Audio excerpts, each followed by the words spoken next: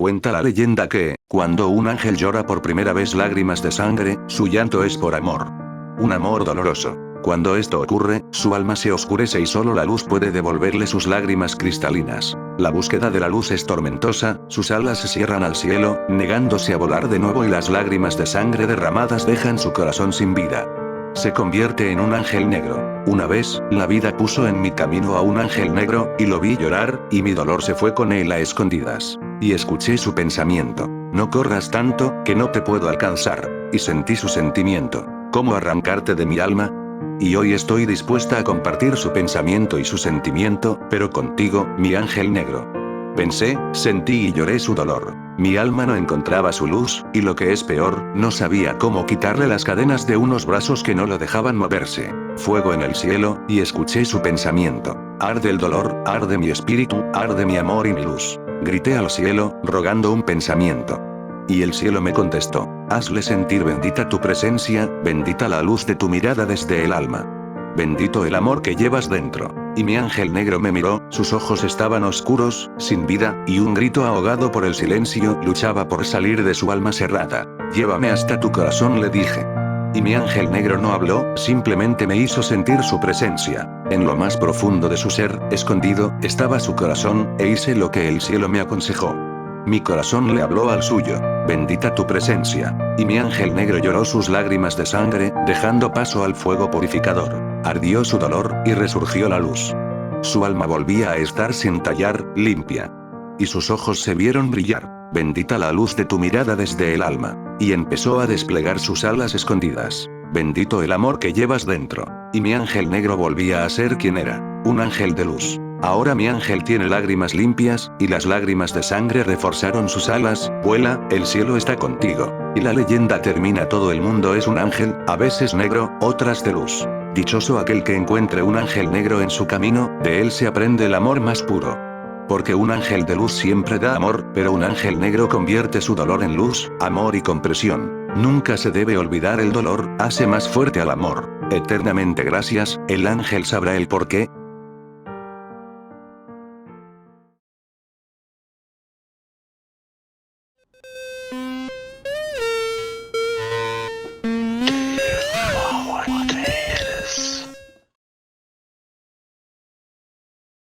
Entonces solo podía pensar en que lo que había creado se llenaría de conocimiento a tal grado que llegaría a ser tan poderoso como él mismo, o incluso mejor. Pero no podía permitirlo. Así, al octavo día volvió a su gran creación dependiente de un gas venenoso, lo cual disminuyó su vida de una eternidad a tan solo un siglo. Llenó su mundo de falsas señales de seres de otro planeta, para que perdieran el tiempo buscando respuestas que no existen, pues él nunca creó más vida que la de la Tierra. Creó más sucesos inexplicables. Su creación no debía obtener el conocimiento necesario. Creó enfermedades para que perdieran el tiempo buscando curas. Creó el miedo a lo desconocido. Creó malos hábitos mezclados con vicios. Hizo que algunos tuvieran complejo de superioridad para dar paso a la discriminación y al racismo. Envolvió en una capa del gas necesario para su vida al planeta, y solo en ese lugar existiría. No podrían salir por conocimiento. Los condenó. Creó la religión para que lo adoraran, sin olvidarse de crear varias deidades falsas para crear confusión. Creó su reglamento e hizo su aparición con figura humana una vez. Lo mataron, o eso creyeron, porque él no puede morir. Es inmortal. Se prometió no volver hasta que llegara el momento de acabar con nosotros. Cuando nos planteemos respuestas correctas, solo entonces volvería. Creó todo eso y más al octavo día, para asegurar nuestra corta existencia. Eliminó el octavo día de la mente de cualquier ser pensante, para evitar cuestionamientos. Al final de todo esto, creó a Dios.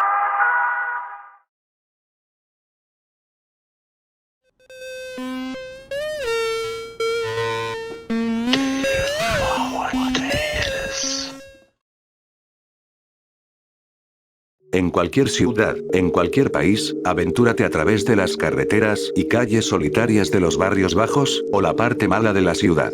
Si te cruzas con un hombre desarreglado, llevando una botella de licor en una bolsa de papel, con su camisa empapada en sudor y sus pantalones enlodados, no tengas miedo de preguntarle si conoce a alguien que se haga llamar a sí mismo el holder del adversario. Más que gustoso, sonreirá como si te conociera, como un viejo amigo con el que compartes una broma interna. No te alarmes. El hombre conoce a quien estás buscando. El menos afortunado de nosotros parece saber de estas cosas. Te guiará a un acceso y casualmente resbalará en el metal con sus botas mugrientas. Echándote una pequeña linterna que alumbrará precariamente, te urgirá que bajes a la oscuridad. Una vez dentro de las profundidades del sistema de alcantarillado, te darás cuenta de que no hay olor desagradable, ningún olor, de hecho. Pero, girando la linterna y mirando a tus alrededores, te darás cuenta de que estás en un cuarto redondo. En todas las paredes habrán colgados cuerpos parcialmente descompuestos, sus dueños por siempre suspendidos en un estado de semiconsciencia, sintiendo todo el dolor y horror de estar atrapados en sus cuerpos. Habrá también cuerpos tirados en el suelo, y te darás cuenta de que uno cercano te toca. Querrás alejarlo, pero de repente, el olor llega. Es la más desagradable cosa que jamás podrías haber imaginado. Excremento humano y animal, sulfuro, cuerpos podridos, carne ardiendo. Estarás momentáneamente paralizado por el horror de esto, y cuando te recuperes, haz lo que puedas para no vomitar. Un pensamiento aparecerá en tu cabeza. Nosotros somos los restos de aquellos que no pudieron hacerle frente al adversario. Tragarás saliva, asustado, mirando fijamente alrededor tuyo, buscando la fuente de la voz. Pero de repente, los cuerpos comenzarán a explotar, uno por uno, liberando más del horrible olor y bañándote en fluidos sangrientos y cosas asquerosas que quizá desconozcas. Los cuerpos se fregarán en el piso, y lo que se alza fuera es una criatura de belleza pura. Entre hombre y mujer, depende de ti. No puedes sacar tu mirada de este vistoso y desnudo humano hasta que te das cuenta que es una réplica de ti, una versión perfecta de ti mismo, él, o la mejor que pueda haber. Confiado, sonriendo gentilmente, sonrisa paciente, tiene todo lo que tú desearías ser. Serás llenado por un celo repentino, una ira total, una necesidad de destruir este ser, que eres tú perfecto. No lo hagas. Si lo haces, estarás perdido en la ira del adversario, el eterno tormento del maldito que has atestiguado antes. Solo una pregunta viene a tu mente para preguntarle a la exquisita criatura. ¿Qué podrían destruir? El Older reirá melódicamente, condescendientemente, y te explicará como si fueras un niño pequeño la respuesta a tu pregunta. No se saltará ningún detalle, incluso el más horrible. Extrañamente, como sea, la historia es interesante y calmante de oír, y te encontrarás absorbido en una fascinación de niño con el Older. Asemejarás la historia del Older a una que te contó un ser amado o un guía cuando eras pequeño, y sabrás que ahora tienes la llave para derrotar al adversario, esa que el maldito no pudo adquirir. ¿Qué harás ahora, mi niño? El Older te preguntará, sonriendo placenteramente, mientras coloca un objeto en tu palma y cierra tu mano alrededor de él. No debes abrir tu mano hasta que te liberes de este lugar, dice el Older, haciendo un gesto de adiós. Una vez hayas escapado del alcantarillado, abre tus dedos, que sentirán extrañamente cadavéricos. Oirás el eco del perfecto tú riéndose, nadando alrededor tuyo mientras miras el objeto en tu mano. Es un soldadito verde de plástico. El soldadito es el objeto 14 de 538. Este entiende cómo derrotar a tu más grande enemigo, y nunca debe ser permitido unirse al resto.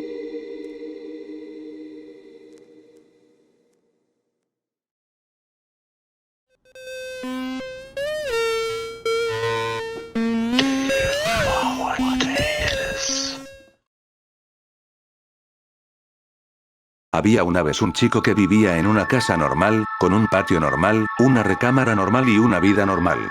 Nada que lo distinguiera de los otros chicos en su cuadra. Bueno, casi nada. Entre el mar de cosas normales, existía una cosa que lo distinguía. En su patio trasero, su familia había plantado un árbol rosado. El chico se sentía orgulloso de su arbolito, aunque estuviera tan chiquito y frágil que no se podía trepar en él. Plantó el arbolito con la ayuda de su padre, y su madre le enseñó a cuidarlo, a regarlo constantemente y tratar de ponerle abono de vez en cuando. El chico presumía de su árbol a sus amigos, y les contaba de sus sueños sobre este creciendo, alcanzando un gran tamaño. Le encantaba jugar alrededor de él, y cuando caía la tarde, veía el atardecer a la sombra de su tronco y de sus ramas. Siguió creciendo, robusteciendo, con sus hojas rosas aumentando, agitándolas al aire. El chico empezó a crecer, y mientras crecía, se le hacía más y más difícil cuidar a su árbol. Su vida también se complicaba, y cosas como las novias y la escuela lo mantenían distraído. De todos modos, al final del día, encontraba el tiempo y la voluntad para regar el árbol y mirar el atardecer debajo de su sombra. Al tiempo de cumplir los 18 años, se convirtió en hombre. Listo para marcharse de su casa, pensó en su árbol. El roble, todavía creciente, le era fiel desde su infancia. Pensó por largos días y largas noches, hasta que lo inesperado pasó. En el día del aniversario de sus padres, ellos se fueron a celebrarlo a un baile fuera de la ciudad. El joven, dudando entre si debería irse de casa para estudiar o trabajar, se quedó esperándolos. Esa noche, ellos no volvieron. A la mañana siguiente, él se percató de esto. Un oficial vino a su casa y lo encontró regando su árbol en el patio. ¿Qué pasa, oficial?, le preguntó volviéndose. Oye, muchacho, ¿tú eres el hijo de Alberto Ibrote Campos? Sí lo soy, pero no están desde ayer. Si quiere, puede dejarles un recado. ¿Entonces no te has enterado? El joven miró al policía confundido y a la vez con miedo. Comprendía la situación poco a poco. Ayer por la noche, estaban pasando por una carretera junto a una alta montaña. Se cree que el conductor perdió el control del carro cuando se cruzaron con el auto de tus padres en dirección contraria.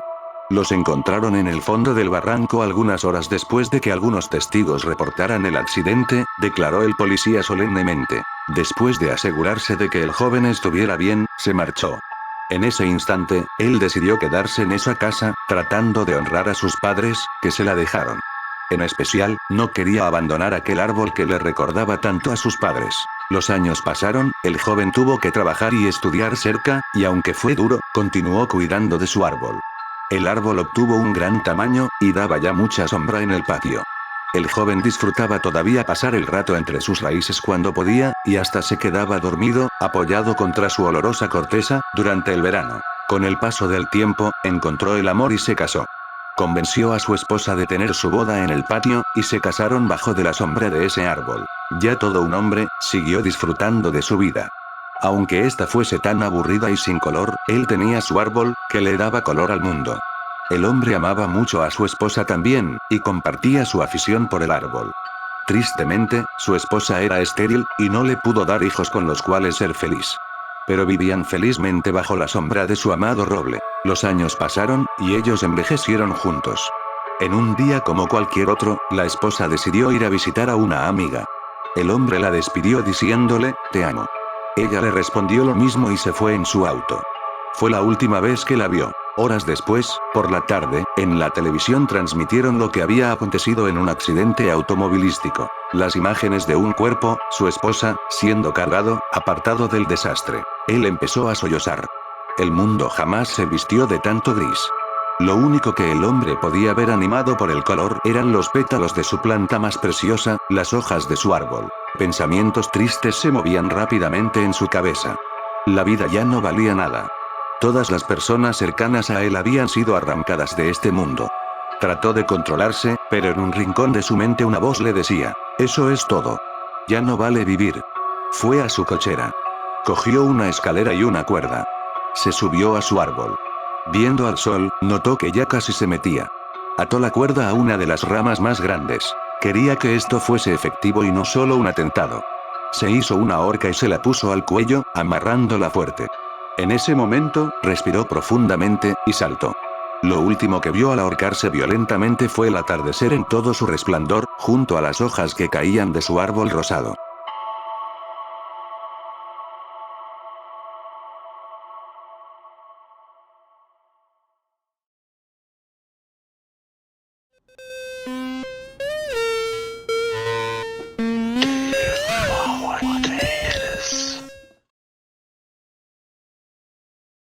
Advertencia. Lo que se está a punto de mostrar es una historia basada en hechos reales, no es recomendable para menores de 13 años. Se recomienda discreción. Estos fueron sucesos ocurridos en Santiago, Chile. Los miembros de la secta que lideraba el prófugo Ramón Castillo, 35 años, o también conocido por los integrantes como Antares de la Luz, arrojaron a una hoguera al bebé que sacrificaron en Coyihuay para luego drogarse con un potente alucinógeno, según los nuevos antecedentes entregados por la DI sobre la noche en que fue asesinado el menor en medio de un ritual cuyo propósito era salvar al mundo. La idea del ritual partió cuando se decidió ocultar a la madre, Natalia Guerra, durante su embarazo, porque el niño era considerado el anticristo. Según informó Soy Chile, una vez que el bebé nació, fue trasladado al interior de la comuna de Quilpué. El niño asesinado era hijo del propio Castillo, quien se hacía llamar Antares de la Luz. El sujeto era visto por los demás integrantes del grupo como un dios, por lo que supuestamente, no podía tener hijos.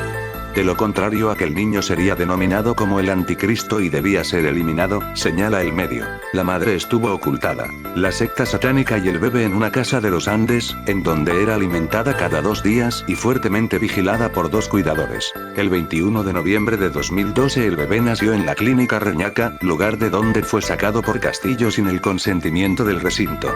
2 días después, se decidió realizar el sacrificio. El rito comenzó a las 23 horas, con el bebé desnudo y con su boca tapada con una cinta para que no gritara.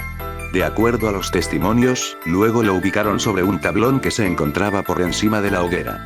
El ritual terminó cerca de las 23:30 horas, cuando los integrantes de la secta bebieron un poderoso alucinógeno conocido como ayahuasca. Tras ello y al advertir que el mundo no se extinguió, abandonaron el lugar.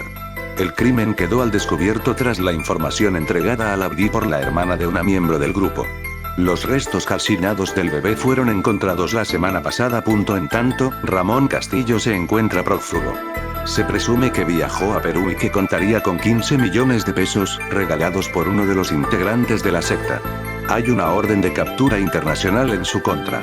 En tanto, la brilla detuvo a 4 de los integrantes de la secta, entre ellos la madre del niño. Algo ocurrió luego de que el bebé murió, algo que no salió a la luz de la verdad. La secta satánica en realidad había sacrificado al bebé, pero ellos ocultaron que en realidad lo mataron. Que lo mataron porque debía renacer, empezar una nueva vida después de la muerte. El alma del bebé quedó atrapada en un misterioso muñeco con una sonrisa extraña y unos ojos que miraban fijamente a cualquier persona. Hoy les contaremos una historia de una joven, que no vivió para contarla pero su familia sí. Sofía González. 21 de diciembre de 2012 yo estaba en mi habitación aburrida al pedo, no tenía nada que hacer y entonces mi mamá me dijo: salí afuera que tenemos que comprar cosas y no te vas a quedar encerrada acá para siempre. Pero mamá, yo quiero estar acá. Nada, salí afuera. No socializas con la gente, te sacas malas calificaciones y encima no haces nada, sos muy dejada. Ceño fruncido. Nos dirigimos al mercado más cercano. Cuando entramos, ella me dijo: anda por la parte de los juguetes, que le quiero comprar algo especial a tu hermanito menor. Bueno. Entonces yo fui ahí y había algo que me llamó la atención. Era un muñeco de trapo con una mirada que me daba confianza pero a la vez mucho miedo. Quise ignorarla pero yo me dije: yo quiero eso, podría cambiar mi suerte. Entonces agarré al muñeco y de paso hice lo que mi mamá me pidió. Le compré un tren de juguete a mi hermano menor. Mamá, ¿puedo comprar también este muñeco de trapo? 3. Mija, estás un poco grande para estas cosas. Porfa. Solo tengo 13. Bueno, si vos queréis. De repente algo extraño pasó, empecé a tener alucinaciones sobre un artesano que se creía chamán, que agarró a una cliente y la descuartizó enfrente de sus hijos. No sé por qué tuve esa cosa tan extraña, era como si estuviera pensando en una imagen pero no despertara del mundo real. Entonces mi mamá dijo: hey, ¿estás bien? Bueno, nos vamos a la casa nomás. Entonces regresé a mi casa, abrí el paquete que tenía el muñeco de trapo y me puse a abrazarlo, a jugar con él como si recordara mi infancia, ya saben, como esas típicas nenas de 6 años que juegan con muñecas. Me sentía muy feliz, hiperactiva y estudiaba mucho, sacaba buenas calificaciones cuando tuve que rendir materias y la profesora se sorprendía. Mi mamá también creyó que actuaba extraño porque hacía todas las tareas de la casa y era muy sociable. Pero esa felicidad no duró mucho. He soñado un sueño horrible, uno en el que el anticristo había entrado a mi casa, había asesinado brutalmente a mi familia y que me violaba, me torturaba, me agredía y finalmente me asesinaba. Y por una extraña razón sentí que no debía tener más a ese muñeco adentro de mi casa, que solo me traía problemas. El muñeco ya no me miraba con una sonrisa normal, tenía una mirada diabólica y me dijo: sonríe, porque mañana será peor. Empezó a lanzar unas carcajadas y empezó a morderme el cuello y en diferentes partes del cuerpo. Sentí que ya no podía vivir, entonces me empecé a fijar en internet si había algo relacionado con este muñeco y ahí lo encontré. Resulta que este no era un muñeco normal, y que en realidad era el anticristo y la secta satánica adoraba al bebé, lo mataron para que después empezara a sembrar el caos. Por eso era que el muñeco no actuaba normal e incluso hablaba. Me quise matar porque no podía hacer nada para salvarme y una de las cosas de esta secta fue esta noticia de hace unos 3 meses. Según dicen, un artesano que se creía chamán secuestró a una cliente y la descuartizó frente a sus hijos. Dicen que es uno de los miembros de la secta satánica. Sin poder recurrir a alguien, entonces agarré un cuchillo de la cocina y empecé a clavármelo poco a poco por la panza. Mis papás me detuvieron y me llevaron al hospital. Me preguntaron por qué había hecho eso. Yo les dije: cuídense del anticristo, 666, el bebé satánico, el muñeco. De ahí ya no les pude decir nada. Sentía que cada vez que decía algo, como que alguien me estaba forzando dentro de mi mente o cerca para no decirlo. Mis papás creyeron que caí en un estado de locura, pero ellos no sabían nada del muñeco.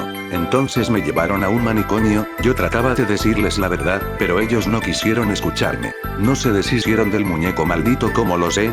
El muy maldito vino y me dijo: ¿sabes qué es lo peor de confiar en los inocentes muñecos de trapo con sonrisas?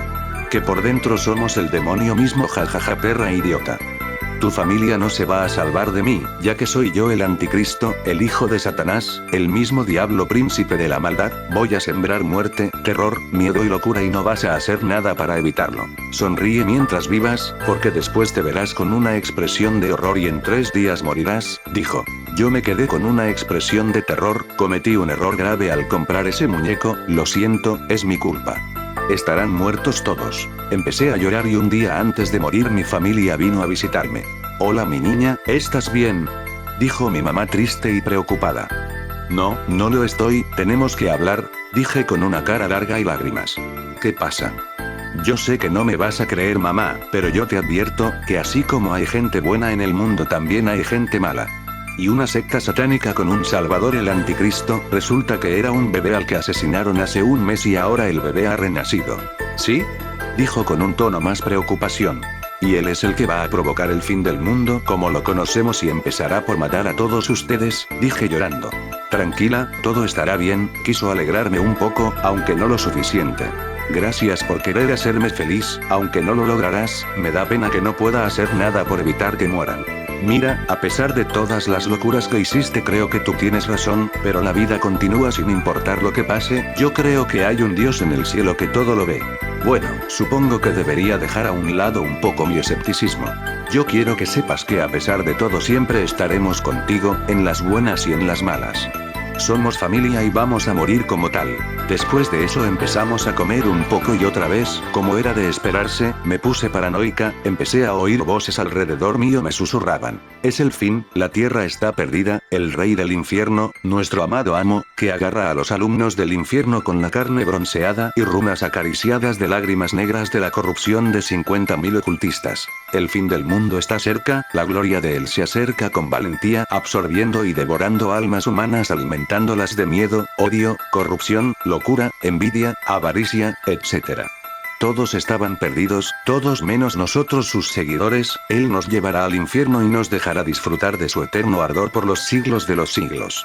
Él hace que las voces del infierno tiemblen ante todos con gritos y gemidos mortales, sufriendo ya en su otra vida. El amo dijo que si no lleváramos el signo 666, no teníamos derecho de vivir ni de comprar cualquier producto necesario para la vida. Él matará a los mártires de Dios y ya no habrá esperanza, sino pura desesperación humana. Nosotros disfrutaremos de la desesperación infernal a la que estaremos sometidos con regocijo. Desde que oí eso ya no miraba a mi familia, estaba mirando al infierno mismo y a unas manos con la carne de color rojo de demonio tratando de agarrarme y torturarme. Resulta que todo el tiempo he sido yo misma, me he estado haciendo estas heridas yo misma. Enfermera, ¿esto es normal?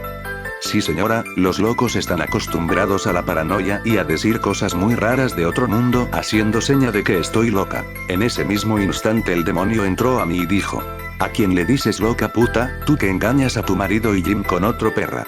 Jaja, todo está perdido, te vas a ir al infierno, perra, ni Dios te va a salvar. De repente, agarró a la enfermera y la asesinó de una forma brutal.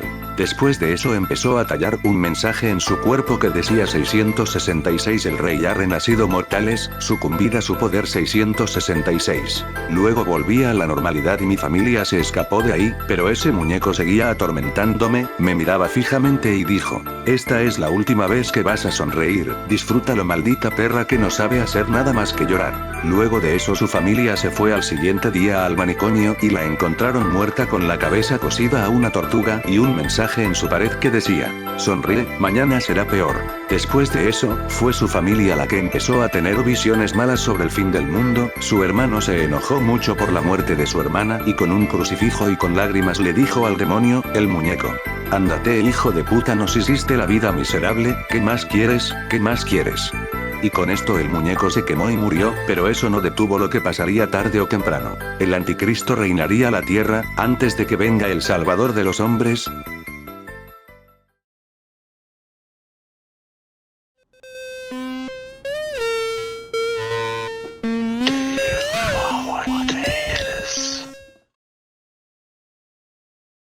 Era una oscura noche de invierno. Yo me dirigía a mi hogar después de las clases de la facultad. Era el último día de exámenes finales, por lo que al fin podría descansar y dejarme de presionar sobre el pasar de curso.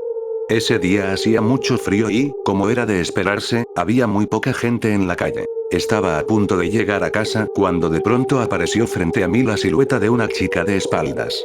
Al acercarme más, comencé a oír unos fuertes sollozos. Pensé en no ayudarla. Me gustaba leer historias de terror en internet y esta situación me pareció muy familiar, pero mi sentido del deber ganó. ¿Te encuentras bien? Le pregunté a unos cuantos metros lejos de ella, acercándome a pasos lentos sin mencionar que estaba un poco incómodo. La chica seguía llorando haciendo caso omiso de mi pregunta, así que decidí hacerla una vez más. Oye, ¿te encuentras bien? La chica dejó de llorar inmediatamente y comenzó a girarse hacia mí. Me quedé paralizado. La chica no tenía rostro. Comenzó a acercarse hacia mí. Yo no sabía qué hacer, quería salir corriendo de allí, pero mi cuerpo no respondía a mis órdenes. Continuó avanzando, y yo caí de espaldas contra el duro asfalto, presa del pánico. Ella se recostó sobre mi cuerpo, dejando su rostro, o lo que fuese, a tan solo unos centímetros del mío. La chica se quedó completamente quieta sobre mi cuerpo, y mi respiración agitada y los ruidos guturales que ella emitía eran lo único que quebraba el silencio de la noche. Finalmente, se dejó caer sobre mí. Creí que era mi fin, pero me sorprendí a mí mismo al conseguir liberarme de su agarre. Corrí lo más rápido que pude en dirección a mi apartamento, lo único que se me cruzaba por la cabeza era ese rostro, si se podía decir así aún sin dejar de mover mis piernas. Llegué a casa y usé todos los cerrojos, llaves y cerraduras de los que disponía. Llamé a la policía, mintiendo y diciendo que alguien me estaba siguiendo y que solicitaba protección.